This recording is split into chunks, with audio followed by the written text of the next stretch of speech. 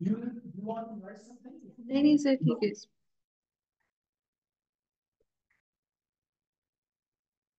अस्सलाम वालेकुम everyone. I am Sabeen Zulfiqar from electrical department fifth semester. आज जो मेरा प्रेजेंटेशन का टॉपिक है वो है कि हम लोगों ने अपने रिसर्च प्रोजेक्ट है या फिर हम कोई पेपर लिख रहे हैं या फिर कोई थीसिस लिख रहे हैं, उसका टाइटल हम लोगों ने कैसे लिखना है। एक अच्छा टाइटल हम लोग किस तरह से लिखते हैं, अच्छा टाइटल क्या होता है, बुरा टाइटल क्या होता है, ये सब कुछ हम लोग इस उस बारे में मैं आज आप लोगों को बताऊंगी। अच्छा, उसके बाद सबसे पहले जो है मैं अपने ग्रुप के बारे में बताऊंगी कि हमारा ग्रुप कौन कौन लोग हैं, क्या कर रहे हैं हम लोग, हमारा क्या मकसद है इस ग्रुप का, ये सब कुछ बताना है। तो पहली बात ये कि हमारा एक ग्रुप है, रिसर्च ग्रुप, जो सिस्को एकेडमी और सर एहसान की जो है सुपरविजन में काम कर रहा है। और हमारा ग्रुप जो है इस टाइम जो है नेटवर्क ट्रैफिक मॉडलिंग पे काम कर रहा है। उसके लिए हम लोगों ने काफी सारे पेपर्स पढ़े हैं। और फिर हम लोग अभी जो है एक और काम कर रहे हैं, हम लोग अपना एक रिसर्च पेपर भी लिखने की कोशिश कर रहे हैं। रिव्यू पेपर लिख रहे हैं क्योंकि हम लोगों ने जितने भी अभी तक रिसर्च पेपर पढ़े हैं नेटवर्क मॉडलिंग से रिलेटेड, हम लोगों ने अब उसका एक रिव्यू पेपर लिखना है। तो ये जो ग्रुप है, इस ग्रुप में हम लोग माशाल्लाह से थर्ड सेमेस्टर के भी लोग हैं, फिफ्थ सेमेस्टर के भी हैं और सेवन सेमेस्टर के भी। हम सब मिलके काम कर रहे हैं। और अपना अभी कुछ टाइम में ही एक कॉन्फ्रेंस हो रही है, उसमें भी हम लोग पार्टिसिपेट कर रहे हैं। और उसमें हम लोग अपना एक रिव्यू पेपर भी देंगे। अब उसके बाद जो मेरी प्रेजेंटेशन है उसमें जो टॉपिक्स हैं वो देख लेते हैं क्या क्या है। पहले तो ऑब्जेक्टिव बताऊंगी कि इस प्रेजेंटेशन का ऑब्जेक्टिव क्या है। फिर इंट्रोडक्शन होगा, फिर मेथड बताया जाएगा कि किस तरह से हम लोग एक अच्छा टाइटल लिख सकते हैं, और फिर कुछ एग्जांपल्स होंगी। ऑब्जेक्टिव, सबसे पहले हमारा जो मेन ऑब्जेक्टिव होगा वो हम लोगों ने ये समझना है कि एक टाइटल जो है वो एक अच्छा टाइटल होना क्यों जरूरी होता है। पहले हमें इम्पोर्टेंस पता होनी चाहिए कि टाइटल की क्या इम्पोर्टेंस है। पहले हम लोग वो सारी चीजें देखेंगे, फिर उसके बाद उसके कुछ की कंपोनेंट्स होते हैं टाइटल के अंदर, उन्हें समझेंगे। फिर एक टेक्निक है, उस टेक्निक को फॉलो करेंगे, और फिर एक टाइटल भी हम लोग लिखेंगे खुद से।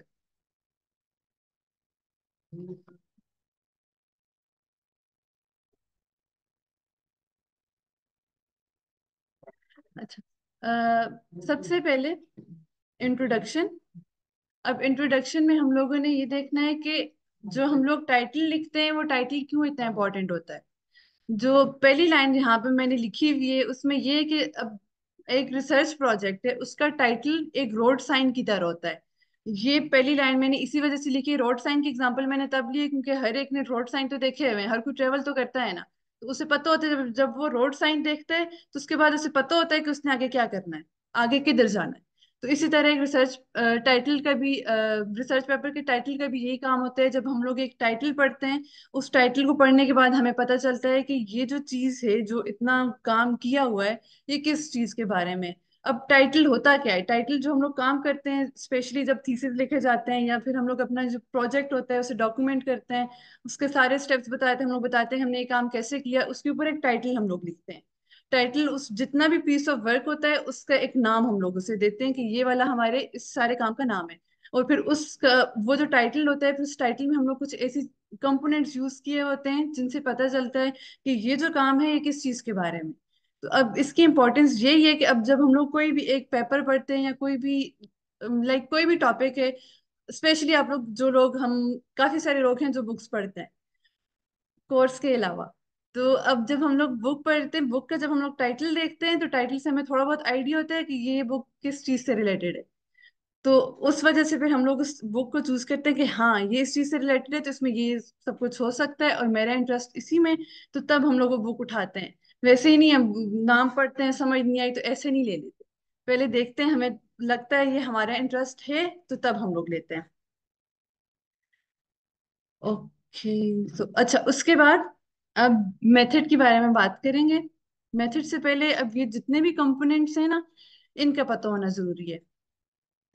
ये जो रिसर्च पेपर था उसके अकॉर्डिंग ही मैं बता रही हूँ।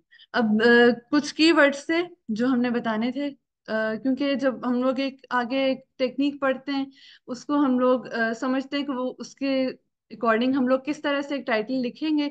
तो उसके लिए हमें कुछ टर्मिनोलॉजीज का पता होना जरूरी है। सबसे पहली जो है वो है थीम। अब थीम क्या होता है?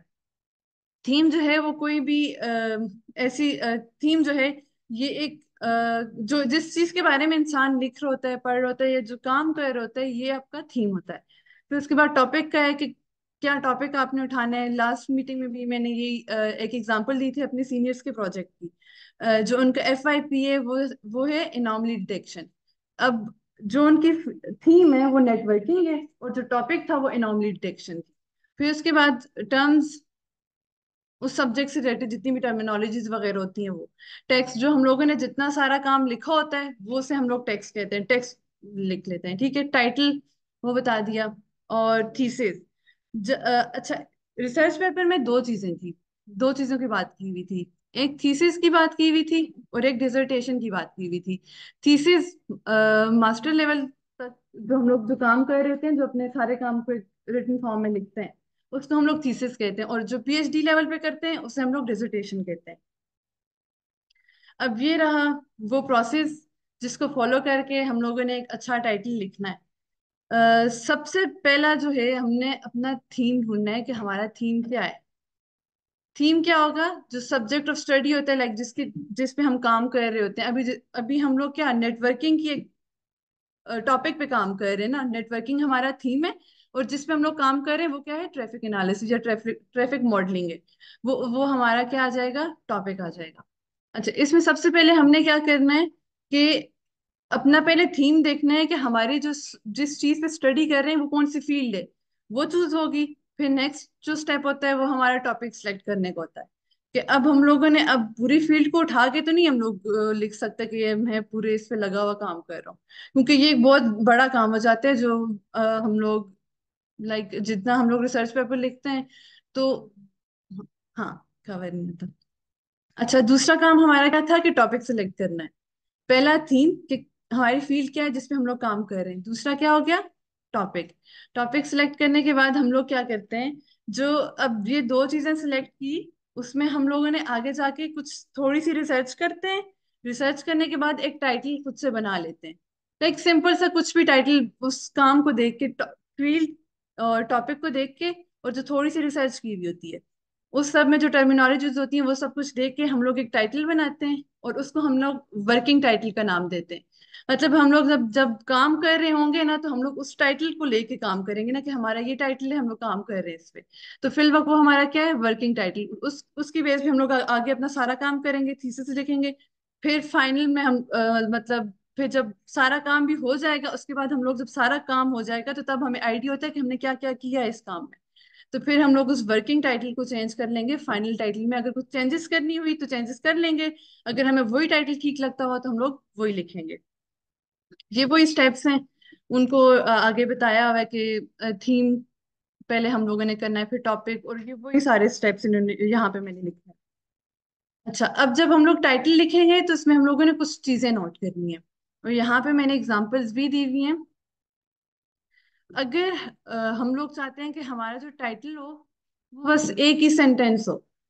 अब मोस्टली ऐसा होता है कि जब हम एक ही सेंटेंस में लिखते हैं तो वो कोई काफी लंबा टाइटल हो जाता है, तो वो आगे पढ़ने वाले को भी कुछ समझ नहीं आ रही होती कि एग्जैक्टली क्या कहना चाह रहे हैं। अब यहाँ पे मैंने एग्जांपल्स भी दी हुई हैं। एक है कि वन कंपोनेंट आ जाए तो तब टाइटल कैसा लिखा हुआ है, और जब टू कंपोनेंट आए तो कैसे है। एग्जाम्पल, टाइटल एक ही है, उसको दो तरीकों से लिखा हुआ है। अब इसमें क्या होता है कि अगर दो कंपोनेंट्स लिखने हैं तो हम लोगों ने कॉलन लगा के उसे सेपरेट करना।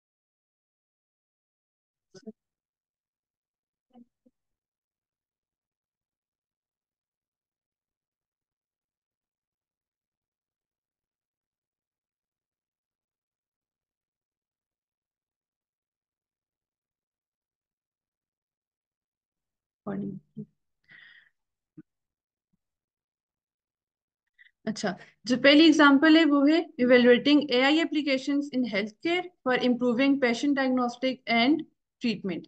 अब इस टाइटल को पढ़ के हमें समझ तो आ रही है ना कि ये चीजें हैं, लेकिन हम लोग इस टाइटल को मजीद बेहतर करने के लिए इसे दो कंपोनेंट्स में लिख सकते हैं। और वो किस तरह से? AI इन हेल्थ केयर, और कॉलन लगा के आगे हम लोग अपनी बात को बता देंगे कि क्या करना है, enhancing patient diagnostic and treatment. इस तरह से हम लोग ये इस टाइटल को लिख सकते हैं। अब आप लोग खुद भी देख के बता दो कि आप लोगों को कौन सा टाइटल पढ़ते हुए ज्यादा बेहतर लग रहा है।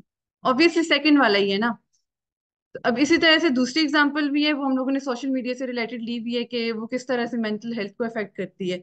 अब वही चीज लिखी हुई है, लेकिन अब इसको अगर हम लोग कॉलन लगा के लिखते हैं तो वो एक अच्छा इंप्रेशन जा रहा होता है कि अब जो इंसान पढ़ रहा होता है तो उसे भी एकदम से चीज क्लियर हो जाती है।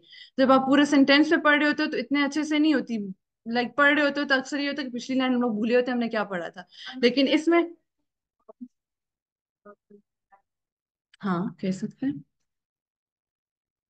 अच्छा, उसके बाद अब जब हम लोग टाइटल लिख रहे हो तो हम लोगों ने कुछ चीजें नोट करनी है कि ना हमारा टाइटल बहुत छोटा होना चाहिए, ना हमारा टाइटल जो है वो बहुत बड़ा होना चाहिए। अब ये जो स्टेप्स लिखे हुए हैं, पहला स्टेप क्या था, कंपोनेंट्स में करके लिखने की कोशिश हमारी यही होती है कि हम लोग दो कंपोनेंट्स में लिखें ताकि चीज जो है वो ज्यादा क्लियर हो। फिर उसके बाद नेक्स्ट स्टेप जो होता है वो हम लोगों ने करना होता है कि उसका स्ट्रक्चर नोट करना है कि हम लोगों ने अपना टाइटल कितना रखना है। बहुत छोटा भी नहीं रखना, बहुत बड़ा भी नहीं रखना। फिर उसका ये आगे बताया हुआ है कि हम लोग कितना, दो फ्रेजेस हो सकती हैं, अगर हम लोग वर्ड्स देखें तो 20 से 25 मैक्सिमम, बस इतने वर्ड्स उसमें होने चाहिए, इससे ज्यादा नहीं। और सेंटेंस एक ही। और क्लियरिटी कि जो हम लोग लिख रहे हैं ना, जो भी हम चीज लिख रहे हैं वो ऐसी लिखें कि अगला बंदा जब पढ़े तो उसे मजीद कंफ्यूजन ना हो, बल्कि वो उस चीज को देखे और वो उस चीज को समझ जाए। हम लोगों ने ऐसी वर्डिंग उस टाइटल में यूज करनी है, कोई मुश्किल तरीन नहीं यूज करनी कि अब हम लोग अब एक पेपर लिख रहे हैं, बीएस लेवल पे हम लोग लगे हुए लिख रहे हैं, लेकिन हम लोग इसमें जो टर्मिनोलॉजीज यूज कर रहे होंगे वो पीएचडी लेवल की करेंगे। तो अब जो आगे हमारे लेवल के जो लोग होंगे वो पढ़ेंगे तो उन्हें समझ ही नहीं आएगा, उनके सर के ऊपर से चला जाएगा, तो वो पढ़ेंगे भी नहीं उसे।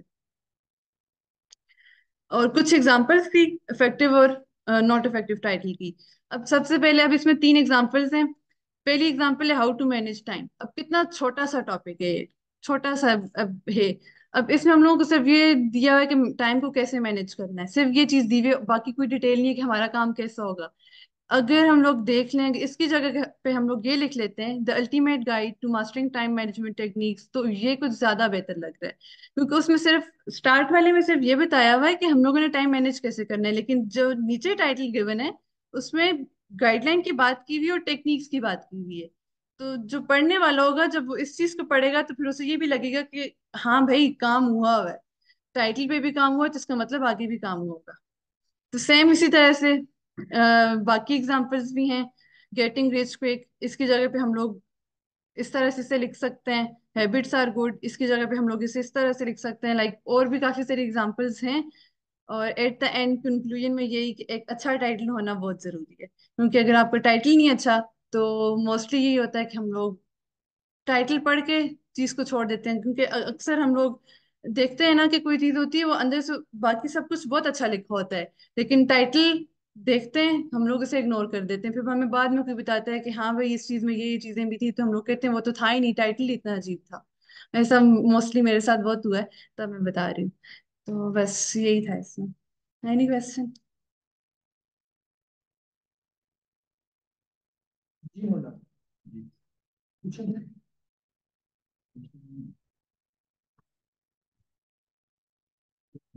Second, they are they are today giving giving a seminar, I call it, on how to write a title of any work. PPV research project. Yes. Right? And here, Sabi is a student of this semester in this department, in the Department of Electrical Engineering. And since last 1 year, she probably, she's attached with the Cisco Academy here and learning both technical as well as the, this skill is also very important. So she has given a presentation on it. Do you want to comment or have any question? Sir, I have no question. Okay. Anyone who has a question? No? Okay. Then come on, ladies, have some of the advices. Yes, sir. Again, as I mentioned in the last, please write your name, your misal ke taur pe, if I give this slides to someone, whether he will be able to contact you. No, sir. So that is of no use then. So पहली slide में important was that it should be my name is Sabir. बोलना is not important. Important है, लेकिन it should be written here. You see, my name is Sabir. I am the first semester student. I am the electrical department student. I am part of the Cisco Academy. Yes, sir. My email is this. So that was important. कि और अभी भी you will add to this all this advices to your slides and send that to me. Yes sir. Okay, पहले तो ये बात होगी second, क्योंकि मैं एक्सपेक्ट कर रहा था कि आप लोग क्वेश्चन करेंगे तो ज्यादा बेहतर होगा, लेकिन आपने नहीं किया तो मुझे इसलिए करना पड़ रहा है। तो I am expecting from you कि आप कमेंट करेंगे। अगेन आपने अपने रिसर्च ग्रुप का कोई नाम ही नहीं सही हम यही था ना, रिसर्च ग्रुप सिस्को भी आगे लिखा हुआ था बस। यहाँ पर। आप if you go to your probably in the WhatsApp it has a name। Yes sir यही है। नहीं अगर है भी तो इसका मतलब है कि अपने पास नोट करेंगे। You should be clear with the name of the group कि जी ये हमारा ग्रुप है और ये हमारे ऑब्जेक्टिव्स। तो ये अपने पास नोट करें कि नोट करें ये काम में वाक्य वाले करेंगे वो हमें इस ग्रुप का नाम और स्टाफ और नेम रिपोर्ट बैक ये बताएंगे आपको सारे लोग आप आपके पास बैठे and she will be giving you what is the group name and what is the because he is running the Microsoft in Unity। तो दारू तो हम देखते हैं जो हमें क्या MS बीटा एनालिसिस तो पता है कि he is from the Microsoft. तो आप लोग भी माइक्रोसॉफ्ट को खिलाड़ी हो गए कि हम उनको सपोर्ट नहीं कर रहे, हम अपनी सपोर्ट के लिए उनको कर रहे हैं। मैं चाहूंगा कि आप लोगों की इसमें पार्टिसिपेशन हो। तो ये आपको प्रोवाइड करेगा कि इसका ऑब्जेक्टिव्स क्या है और इसका नेम क्या है, वो यहाँ पे क्लियर मेंशन होगा कि मैं ग्रुप की। ठीक है। फिर आपने अपने ग्रुप का जो वन मैन शो नहीं है, आपको पता है कि आप बताया एटलीस्ट सालों पे you never mentioned your Dr. Noor Bacha, you never mentioned your Dr. Mariam। yes तो और मैं कोशिश कर रहा हूँ कि जिसने ये डिपार्टमेंट बनाया है वो हमें गवर्नमेंट का मैं टॉपिक की इम्प्लीमेंट कर स्लाइड में इम्प्लीमेंट का मैं सजेस्ट करूंगा। इसमें मतलब ये कि हमारे पास यूजुअली कंटेंट स्लाइड कम से कम होता है ना। कोई चीज नहीं बुलेट पॉइंट्स लिखने सेकंड तो देखिए अब आपको जब भी आप किसी वेबसाइट जब भी प्रेजेंटेशन बनाते हैं ये हमारा कोर्स है सीपीएस का मैं डिजाइन करता है जब भी आप कुछ देखिए उसके बारे में प्रॉपर इन्फो आपके पास हो। तो आपको दिखा है लीडर एग्जाम है 68 प्रोफेसर डीसीएस लेकिन फिर डेफिनेशन अलग है। असिस्टेंट प्रोफेसर है असिस्टेंट है। अब देखिए यहाँ पर आप एक इंट्रोडक्शन कोई इंपॉर्टेंस आ रहा है जो आप सेंटेंस लिखे ना और पहले दो सेंटेंसेस के पहले वर्ड कैपिटल है फिर नीचे सेवन छोटा एस छोटा आ गया। यस सर ये मैंने कंटेंट इसमें इसलिए ज्यादा रखा था, मैंने कहा अगर कल को मैं स्लाइड्स किसी को देती हूँ तो वो पहले अब चीज को देख के तो वो सोचता ना रहे कि बात क्या है। इस वजह से मैंने ये जो है ये चीजें एक्सप्लेन करके लिखी थी। कोई भी बंदा जिसे नहीं पता कि टाइटल कैसे लिखनी है, मैंने क्या लिखा हुआ है, अभी इधर मैं सिर्फ एक लाइन लिख लेती, the title of research project is like a road sign. अगले बंदे को क्या पता है रोड साइन की क्यों एग्जाम्पल। शेयर करते हैं ना जब कमेंट आपको नजर नहीं आता मतलब मुझे यहाँ से आप कमेंट देखें ना तो आपको नजर आएंगे, मुझे नजर नहीं आएंगे। आप जिसको देते हैं आपने पॉइंट्स लिखे होते हैं लेकिन आप उसको रेफरेंस नीचे कमेंट्स में देख सकते हैं और इसके नीचे कमेंट्स है वहां पे आपने वहां पे सिर्फ लिखे क्योंकि अगर आपने ये पूरी कहानी उसको दे दी तो फिर तो कल आपकी रिक्वायरमेंट ही खत्म हो गई। ये आपने दे दिया कहेगा जी समीन घर जाओ आराम से बैठो मैं खुद ही कर लूंगा। Yes. तो समीन सर ये बता कि रोड साइन है और सारी डिटेल इसकी जो है वो नीचे कमेंट्स में दे आपने कहा ठीक सही से हमारा मकसद बिल्कुल हम लोग चाहते हैं कि जब आप आगे जाए तो चीज का पता चले कि जी ये ट्रेंड हो। यस इनकी सॉफ्ट स्किल्स मजबूत। यस ठीक यहाँ दिखाना मकसद भी ये है कि आपको कितना कॉन्फिडेंस है। यस क्योंकि कई मैंने देखे हैं कि जो उनको कहा जाता है कि आओ खड़े हो जाओ तो वो कहते हैं ये वाला काम नहीं हो सकता और इंजीनियर तो एक प्रोफेशनल पर्सन है। यस जस्ट से वुमन फिर वो कहेंगे कि आप मैंने तो नाम नहीं कर दिया इस तरह का आगे कुछ लिखा है। तो एनीहाउ तो अच्छे वो है मैंने यहाँ पे लिखा था कि एक उसमें 6-7 लाइन से ज्यादा नहीं ये 20 लाइनें कोई नहीं पढ़ सकता। यस सर मैं खुद पढ़ सकता। तो दैट वाज गुड कि जी आप इस पे वो करें, ये मैंने लिखा था नंबर स्लाइड, नंबर 9 पर स्लाइड। और बेहतर होता कि थोड़ी सी एग्जांपल्स किसी पेपर्स को दिखा दें। सर वो अनम का पेपर मैं भी दिखा रही थी, जो हम लोगों ने पेपर खुद नहीं लिख रहे, उसका मैं बताने वाली थी आपको। इन्होंने आपने स्लाइड नंबर डाला ही नहीं, मैंने डाला था। मुझे ऑडियंस को तो नजर नहीं आ रहा। यस, स्लाइड कौन सी है, दूसरी है, चौथी है, पांचवी है? और स्लाइड इस तरह हो ठीक ठीक ठीक। यस 4 ऑफ 10, ताकि अपने को पता चले कि बस ये आगे तक पहुंच चुका हुआ है, आधा इसका रहता है, ये ना हो कि 4 यस। मुझे 40 में 48 है। तो ये भी आपने अपने उसमें डालना है, स्लाइड नंबर्स भी डालने हैं जी।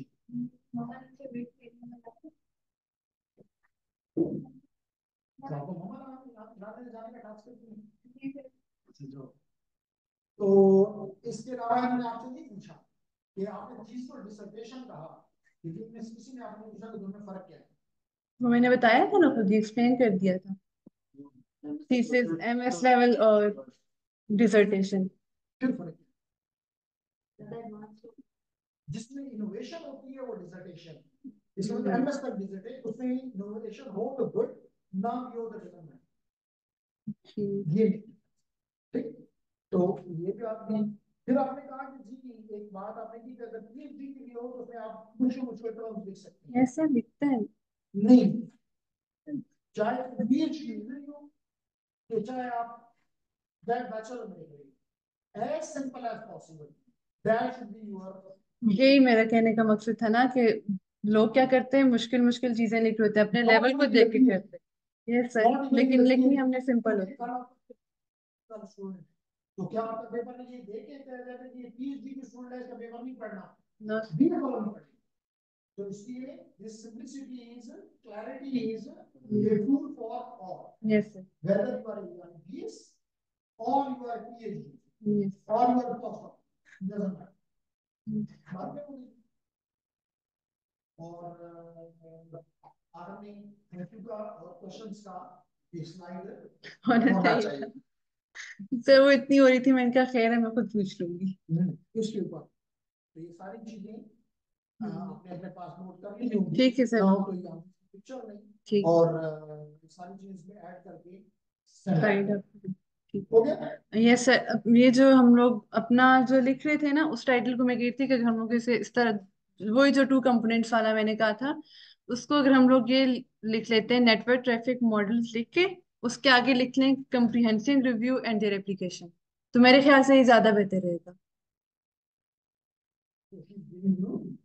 एडवाइस जी क्या, एक चीज और वो अच्छा है, इससे मुझे याद आ गया, अनंत के सवाल के जवाब में ये नहीं है कि पहला वाला जो है दैट इज द थीम, और आखिरी वाला जो है that is the title. No, this whole is the title. तो जो टॉपिक का आता है शायद, और टॉपिक। अब साइड जो इसका थीम है, जो आपने नेटवर्क नेटवर्क जो नेटवर्क आपने मॉडलिंग का, this is not the theme. Network modelling is a title, और जो ये है आपका थीम जो आपका है that is the computer networks, that is too broad. तो ये आपने आपका जब सोच बनाया कि मैं थीम डॉट टाइटल लिखनी हूँ, then this whole is a title, समझ आ? तो theme is very very broad, उसको आप नहीं एक पेपर के साथ, इवन एक बुक को भी आप पूरी पूरी थीम उसके साथ नहीं, फिर तो कुरान के अलावा दुनिया में कोई भी ऐसी किताब नहीं है जो हर चीज में। If you want to sit, your choice. If you want to leave, you can. But basically, we are working on research in this class. So if you want to get, if you are feel that is beneficial for you, you may sit. Or if you are have some other commitment, you may go as well. Okay. And for the final, I will inform. Okay. I will inform. Thank you so much. That was a bit beneficial.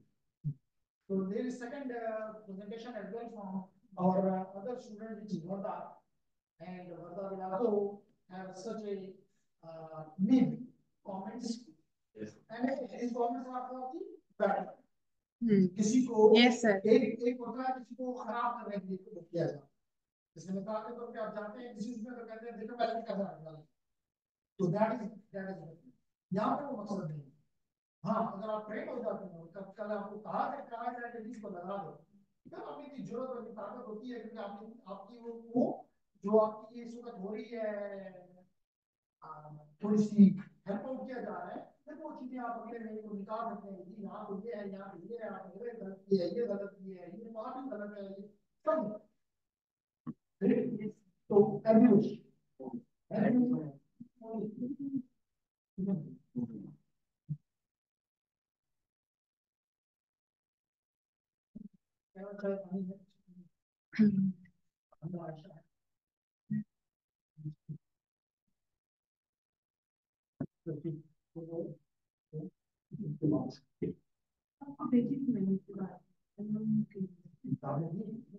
Yes, yes. आपने नहीं बताया ना कि इसमें क्या करना है, start में आपको भेजी थी ना, वो किसी वजह से भेजी थी, तो आप लोग देखते तो बताते क्या क्या ये चीजें इसी टाइम में पूछते हैं। स्पेलिंग रिसर्च के बारे में यस सर।